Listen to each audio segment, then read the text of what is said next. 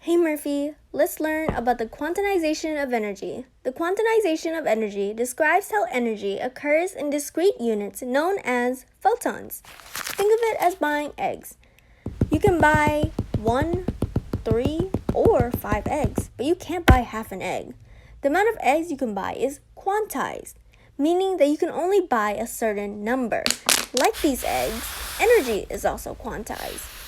To see how, let's first look at the Bohr model.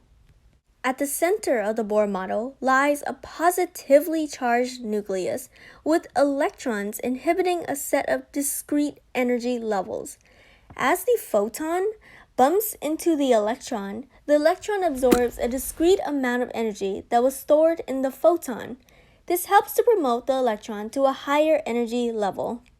Eventually, the electron loses this energy in the form of light and goes back to its ground state. The color of this light depends on the amount of energy that was released. This leads to the question of how much energy is needed to move an electron to a higher energy level. The answer is the photoelectric effect. The photoelectric effect is the phenomenon where electrons are ejected from a metal surface when incident light is shined upon it.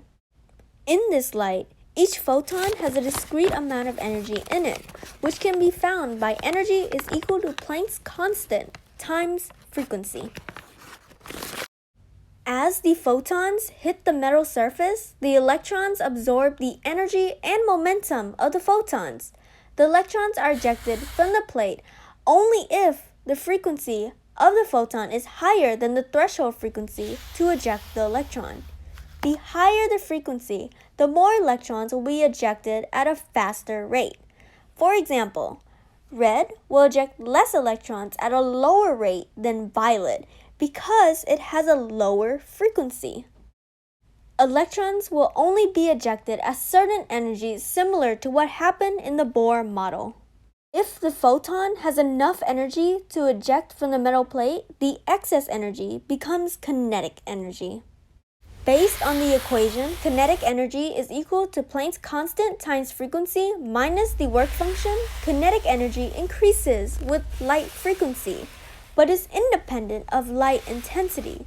However, with increasing light intensity means more photons are hitting the metal surface and more electrons are being ejected.